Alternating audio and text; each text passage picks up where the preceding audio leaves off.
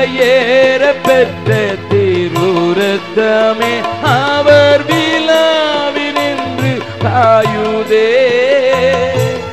விலையேற பெற்றோனாய் உன்னை மாற்ற விலையாக இந்தனரே. விலையேற பெற்றோனாய் உன்னை மாற்ற விலையாக இந்தனரே. நான் தேவனோட பிள்ளைன்னு சொன்னால விலையேற பெற்றவன். அல்லேலூயா. கரங்களை தட்டி ஆண்டவரை மகிமைப்படுத்தலாமா? தேவனுடைய பிள்ளை என்று சொன்னாலே விலையேற பெற்றவன். அந்த அன்பின் நிமித்தம் நோவா நீதியை பிரசங்கித்தான் என்று என் வேதம் சொல்கிறது. நோவா தன் காலத்தில் வாழ்ந்த எல்லாரை காட்டிலும் நீதிமானாயிருந்தான் என்று சொல்லி இருக்கிறது. நோவா எல்லாரும் பொல்லாத வழிகளில் நடந்தபோது தன்னையும் தன் குடும்பத்தையும் தேவனுக்கு பயப்படுகிற பயத்திலே காத்துக் கொண்டான் என்று சொல்லப்பட்டிருக்கிறது. நோவா கர்த்தருடைய கட்டளையின்படி தனக்கு முடியுமோ இல்லையோ பெரிய பேழையை எல்லா மிருகங்களையும் எல்லா பறவைகளையும் சாம்பிள் வைத்து அடுக்கி அவளை ஆண்டு அவளை சேர்த்துக் கொள்ளக்கூடிய வல்லமையுடைய அந்த நோவா கீழ்ப்படிதலுக்கு ஒரு உதாரணமாயிருக்கிறான். கீழ்ப்படிதலுக்கு உதாரணமாய் இருந்த அந்த நோவா அவனையும் கூட என் ஆண்டவர் பிள்ளைன்னு சொல்லலையா? நான் என்ன சொன்னார? ஹல்லேலூயா, ஹல்லேலூயா, ஹல்லேலூயா. தாவீது இன்பமான பாடல்களை பாடிக்கொண்டே இருந்த தாவீது பெலிஸ்தியனை எல்லா சேனையும் நடுங்கிக் கொண்டிருந்த போது சிறிய ஆயுதத்தை தேவனுடைய நாமத்திலே போய் நொறுக்கி வெட்டி கொண்டு போட்ட அந்த தாவீதை என் ஆண்டவர் தாசனாகிய தாவீது என்றுதான் அழைத்தார். என் பிள்ளை என்று சொல்லவில்லை. ஆனா அந்த நோவாவை காட்டிலும் ஆபிரகாமை காட்டிலும் மோசேயை காட்டிலும் தாவீதை காட்டிலும் என்னையும் உன்னையும் பிள்ளைன்னு சொல்றாரு. இந்த அன்புக்காகவாவது நான் செத்தாலும் சாவேன் அவருக்காக. ஹல்லேலூயா. இந்த அன்பு ஒன்று போதும், எனக்கு வேற ஒண்ணு அவர் தர வேண்டாம், அவர் எனக்கு ஒண்ணும் தர வேண்டாம், தந்தாலும் சரி தராட்டாலும் சரி, இந்த ஒன்று அன்பு போதும். இந்த தந்த காரியத்திற்காக நான் அவருக்கு பலியாவதற்கு ஆயத்தம். அதுதான் என்ன அசைக்குது, அதுதான் என்னை ஏக்க வைக்கிறது. அந்த அன்புதான் என்னை நெருக்கி ஏவுகிறது. அந்த அன்புனாலத்தான் நான் ஓடுறேன், அந்த அன்புனாலத்தான் உழைக்கிறேன், அந்த அன்புனாலத்தான் எங்க சொன்னாலும் போறேன், எங்க சொன்னாலும் பயப்படாம நிக்கிறேன், எங்க சொன்னாலும் பட்டயம் வந்தாலும் ஹல்லேலூயா, பசி வந்தாலும் மரணம் வந்தாலும் அதிகாரங்களானாலும் ஜீவனானாலும் தேவதூதர்களானாலும் கிறிஸ்துவின் அன்பை விட்டு நம்மை பிரிப்பவன் யார்? யார்? யார்? இந்த ஒண்ணு அன்பை நினைச்சு நினைச்சு அதுக்காகவே நான் தியாகமாறதுக்கு ஆயத்தம். அப்படி சொல்றவங்க மாத்திரம் கரங்களை உயர்த்தி ஆண்டவருக்கு நன்றி செலுத்தும். ஆண்டவரே உன்னுடைய அன்புக்கு நன்றி, நன்றி, நன்றி.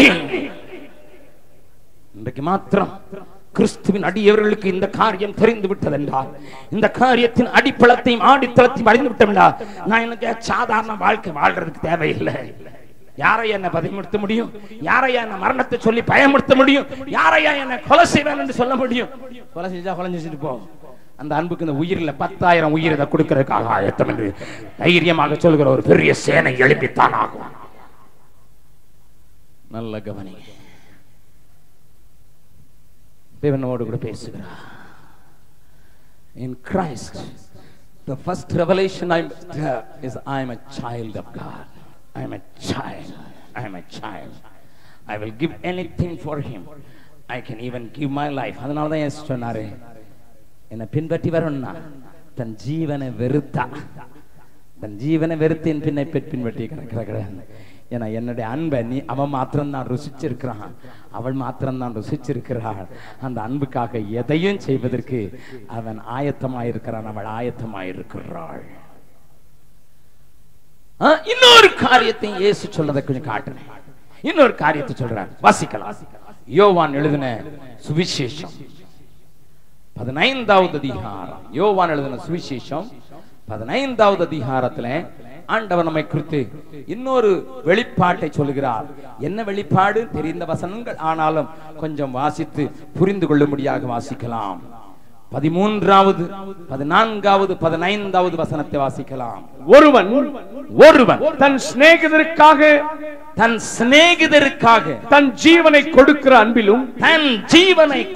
அன்பிலும் அதிகமான அன்பு ஒருவரிடத்திலும் இல்லை. நான் உங்களுக்கு கற்பிக்கிற யாவரையும் நீங்கள் செய்வீர்களானால் என் சிநேகிதராய் இருப்பீர்கள். Hello, another step forward. என்னவா? ஹalleluya. நல்ல கவனிங்க. மகனா இருக்கிறது எளிதாக இருக்கலாம் ஒருவேளை குடும்பத்துல பிறந்ததுனால. பட் மகனையே ஃப்ரெண்டா வச்சிருக்கிறவங்க கொஞ்சம் பேர் தான். வாசிக்கலாம், அடுத்த வசனத்தை வாசிக்கலாம். இனி நான் உங்களை ஊழியக்காரர் என்று சொல்லுகிறது இல்லை. ஊழியக்காரன் தன் எஜமான் செய்ததை அறிய மாட்டான், செய்கிறதை. நான் உங்களை சிநேகிதர் என்றேன், ஏனெனில் என் பிதாவினிடத்தில் நான் கேள்விப்பட்ட எல்லாவற்றையும் உங்களுக்கு அறிவித்தேன். ஹalleluya. ஆண்டவர் உங்களை பார்த்து என்ன சொல்றாரு? நீங்க ஊழியக்காரன் இல்ல, நீங்க என்னப்பா? பக்கத்துல இருக்க பாத்துங்க, நான் யாருன்னு தெரியுமா? சொல்லுங்க, நான் யாருன்னு தெரியுமா? என் ஃப்ரெண்டு யாருன்னு தெரியுமா? யாராவது போலீஸ்காரன் டிராபிக்ல பிடிச்சு நிறுத்தின உடனே எனக்கு வைத்தியலிங்கம் தெரியும். வைத்தியலிங்கம் 2 வருஷம் இருப்பாரு, 3வது வருஷம் ஆளை காணும். உண்மைதானே? ஆமா, வைத்தியலிங்கம். கண்ணனை தெரியும். கண்ணனை அவன் பாத்தியிலே கிடையாது. இப்போ போலீஸ்காரன் சொல்றான் அவன் பாத்தியிலே கிடையாது. பாத்தியில இருக்கும்போது நாங்க பயப்பட்டோம், இப்ப பயப்படுறது இல்ல. உங்க பாண்டிச்சேரி மக்களுக்கு இந்த கண்ணன் வைத்தியலிங்கம் எல்லாம் தெரியும். அதனால வெளியில இருந்து வந்தவங்களுக்கு தெரியாது. நான் வெளியில இருந்து வந்தாலும் எனக்கு இங்குள்ள ஆட்கள் எல்லாம் தெரியும். நல்லா கவனிங்க ஐயா, கவனிங்க. போலீஸ்காரன் பிடிச்சாலே தெரியாத ஆளையே தெரிஞ்ச மாதிரி. நேற்று சென்னையில பாஸ்போர்ட் ஆபீஸ்க்கு நான் போனோம். எனக்கு பாண்டிச்சேரி கூட்டத்துக்கு வரணும். நீங்க சென்னையில ஆபீஸ் போயிருந்தீங்கன்னா தெரியும், ஒரு பெரிய 1.5 மைல் கியூ அப்படி போய் இப்படி போய் வரும்.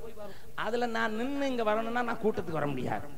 அதனால என்னுடைய ஆபீஸ்ல என்ன செய்யிருந்தாங்க, டிராவல் ஏஜென்ட் கூப்பிட்டு அவன்கிட்ட சொல்லியிருந்தாங்க, இந்த மாதிரி அண்ணன் வராரு, அவருக்கு ராத்திரி தான் வராரு, காலையில ஆபீஸ்ல வேலை முடிச்சுட்டு அவர் சாயங்காலம் பாண்டிச்சேரிக்கு போய் கூட்டத்துல பேசணும்யா, அதனால அவருடைய பாஸ்போர்ட் அடிஷனல் புக் வாங்கணும், இவ்வளவுதான். ஆனாலும் அவரு பாஸ்போர்ட்ல 2 சீல் குத்தணும், அவர் காசு கட்டணும். ஏஜென்ட்டுக்கு இந்த நாட்கள்ல உள்ள போக முடியாது, ஆள் தான் போகணும். யார் பாஸ்போர்ட் அவங்க தான் போகணும். அதனால அண்ணன் வராரு, என்ன பண்ணுவியோ தெரியாதுன்னு சொல்லி ஆபீஸ்ல சொல்லிட்டாங்க. நான் ஒரு 9:30 மணிக்கு அந்த பாஸ்போர்ட் ஏஜென்ட், அந்த டிராவல் ஏஜென்ட் ஆபீஸ் போனேன். அங்க ஒருத்தர் என்ன பார்த்து சொன்னார், சார் நான் உங்க கூட வர முடியாது, I am sorry about it. என்ன உள்ள விட மாட்டான். ஆனா ஒண்ணு நான் சொல்றேன், நீங்க அங்க போங்க, போன உடனே வரிசையில எல்லாம் நிக்காதீங்க, நேரா போய் காக்கி சட்டை போட்டவங்க இருந்தாங்க நான் மெல்ல சொல்லுங்க, கோபி சாரா பாக்கணும்னு சொல்லி. அவன் அப்படிமா நீங்க போயிட்டே இருங்க உள்ள. அடுத்த ஆள் ஒரு காக்கி சட்டையை பாப்பீங்க, அங்க கோபி சாரை பார்க்கணும், உள்ள போயிட்டே இருங்க. அதுக்கு பிறகு போய் சொல்லுங்க, அங்க ஒரு அங்க 3வது 2வது மாடியில அங்க போனீங்கன்னா அங்க ஒருத்தர் இருப்பான், அங்க வாசல் விட்டு ஒருத்தனையும் உள்ள விட மாட்டான். அவனு சொல்லுங்க கோபின்னு சொல்லுங்க, அவன் பாட்டு உள்ள விட்டுக்கிட்டே இருப்பான் அப்படின்னு சொல்லிட்டு எனக்கு சொல்லி விட்டார். அந்த 1.5 மைல் குயு அங்க போனா உள்ள நுழையவே முடியல. அங்க நான் உள்ள போனோன்னு ஒருத்தன் கத்துறான், யோ எங்கடா போறேன். கொஞ்சம் கஷ்டமா தான் இருந்தது. நான் நேர அந்த காக்கி சட்டை போட்டேன், உங்களுக்கு தெரியும், செக்யூரிட்டி கார்டு. நான் கோபி பார்க்க வந்த சொன்னாரு, சரி நீங்க சார் போங்க சார். அவர் மட்டும் போல வேற யாரும் வெளியே அவளை வேண்டி அடிச்சிட்டான். நான் உள்ள நட போட்டேன். அடுத்த காக்கி கோபி, அடுத்த காக்கி கோபி. நான் உள்ள வரைக்கும் போயிட்டேன், ஆபீஸ் உள்ள வரைக்கும் போயிட்டேன்.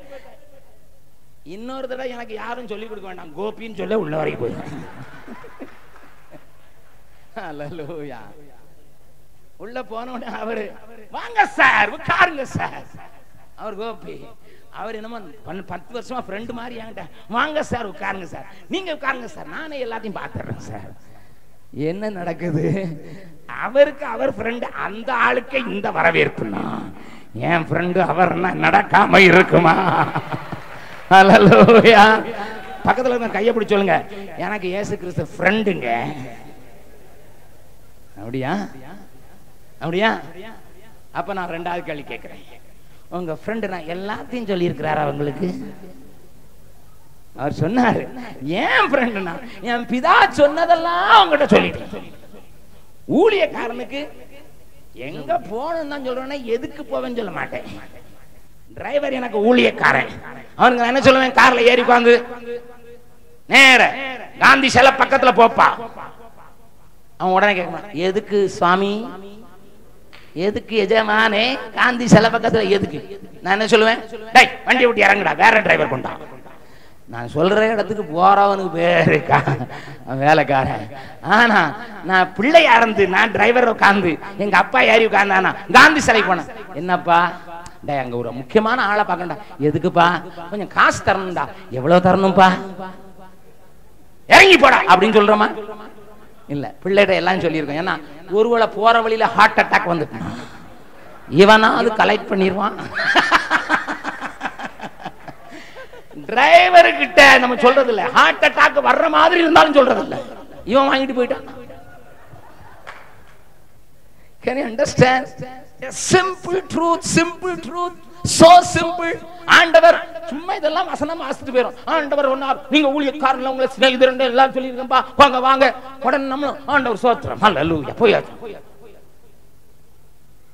பக்கத்துல கை பிடிச்சுக்காங்க, உங்களுக்கு ரகசியம் எல்லாம் தெரியுமா, அப்பாவின் ரகசியம் தெரியுமா, கேட்டுதான் வைங்களேன் கொஞ்சமா. ஹல்லேலூயா, ஹல்லேலூயா.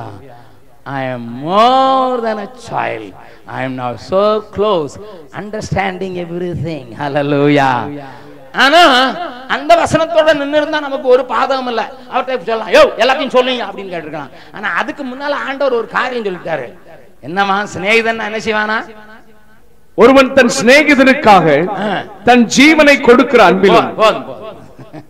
இப்ப பக்கத்துல உங்க பார்த்து சொல்லுங்க, கொஞ்ச நேரத்துக்கு முன்னால 2 நிமிஷம் முன்னால தான் சொன்னீங்க ஃப்ரெண்டுன்னு சொன்னீங்களே, சொல்லுங்க ஃப்ரெண்டுன்னு சொன்னீங்கல்ல, இதுவும் அடங்கும் அதுல. வெறும் ரகசியம் கேட்கறது மட்டும் ஃப்ரெண்ட் இல்லையா, இதுவும் அடங்கும். என்ன அடங்கும்? ஹல்லேலூயா. கொடுப்பீங்களா? நான் காசே கொடுக்கறது இல்ல, ஜீவன் எங்க கொடுக்கறது? நான் நேரம் கொடுக்கறது இல்ல, காசு கொடுக்கறது இல்ல, சுகத்தை கொடுக்கறது இல்ல, ஒரு வேட்டிய கலட்டியே கொடுக்காத ஆளையா என்னைய போய் ஜீவனை கொடுக்க சொன்னா எப்படி ஐயா என்று கேக்குறீங்களா? அதனாலதான் நிறைய பேருக்கு அவர் ஃப்ரெண்டோ இல்லையான்னு தெரியல. ஆண்டவர் ஆபிரகாமை பார்த்து வந்து சொன்னார், என் சிநேகிதனாகி ஆபிரகாம். ஏன்னா அவன் வேலைக்காரனா இருந்தாலும் ஃப்ரெண்டா இருக்கிறான், நான் செய்ய போகிறது அவனுக்கு மறைப்பேனோ. தேவ பிள்ளையே, இந்த தேசத்துல தேவன் ஒரு பெரிய வேலை செய்ய போகிறார், அதை ஆரம்பித்திருக்கிறார். என்னோடு கூட நீ வடநாட்டுக்கு வந்து பார்த்தீர்கள் என்றால் தெரியும். மசௌடி என்கிற இடத்துக்கு போயிருந்தோம். இப்போ போன மாதத்துல, இந்த மாசம் யுத்த சத்தத்துல கொஞ்சம் போட்டிருக்காங்க. மசௌடிங்கிற இடத்துக்கு போயிருந்தோம். அங்க போறதுக்கு நாங்க போன போது அங்க பீகாருடைய ஐஜிபி, அதாவது போலீஸ் இன்ஸ்பெக்டர் ஜெனரல் என்கிட்ட கேட்டார், ஜெபக்குமார் உனக்கு வேற இடமே கிடைக்கலையா? அவர் ஹீஸ் மை பெஸ்ட் ஃப்ரெண்ட். அவர் கேட்டார், உனக்கு வேற இடமே கிடைக்கலையா கூட்டம் நடத்துறதுக்கு? அங்கதான் கொண்டு போடணுமா? என்ன அங்க ரன்வீர் சேனா, சன்பீர் சேனா, அவன் இவன் எல்லாம் அங்கதான் ஹெட் குவார்டர்ஸ். போலீஸ் 6 மணிக்கு மேல வெளியே ஆட்களை பார்க்கறது கஷ்டப்படுறதுனால போலீஸே வெளியே போகாது. அங்க நாங்க கூட்டத்துக்கு போனதுக்கு பாட்னால இருந்து 40 கிலோமீட்டர் எங்களுக்கு பாதுகாப்பு கொடுக்கணும்னு ஐஜிபி எங்களுக்கு ஃப்ரெண்டா இருந்ததுனால எங்களை பாட்னா வரைக்கும் கொடுக்கறதுக்கு முன்னால ஒரு போலீஸ் வேன், பின்னால ஒரு போலீஸ் வேன், ஆயுதம் இங்க ஸ்பெஷல் போலீஸ்கார எங்களே கூட்டு போனோம். அப்படிப்பட்ட இடம் அது. ஒரு சின்ன பட்டணம் மசௌடின்னு சொல்லி. மசௌடின்னு சொன்னா அங்க உள்ளவங்க எல்லாம் கிடுகிடுன்னு ஆடுவாங்க. இதுவரைக்கும் சரித்திரத்துல கூட்டம் நடந்ததில்லை. அந்த இடத்துக்கு கூட்டம் போடணும்னு நாங்க போயிருக்கோம். நாங்க கூட்டம் போடணும்னு ஒரு 10 நாளைக்கு முன்னால நோட்டீஸ் ஒட்ட ஆரம்பிச்சதை பார்த்தான் ஒரு ஆளு. அவன் என்ன செஞ்சான், அயோத்தியாவில இருந்து ராமாயணம் சொல்லி கொடுக்கிற ஒரு பெரிய சாஸ்திரியை கூப்பிட்டு நம்ம எந்த மாதிரி நோட்டீஸ் போட்டோமோ அதே மாதிரி நோட்டீஸ் போட்டு ஊரெல்லாம் ஸ்பீக்கர் கட்டி, எல்லா எலக்ட்ரிசிட்டி போஸ்ட்லயும் ஸ்பீக்கரை கட்டி அவன் ஒரு பெரிய அமக்களமான ஒரு விழா நடத்தினான். நடந்தது என்ன தெரியுமா? அந்த கூட்டத்துக்கு போனாங்க 200 பேரு.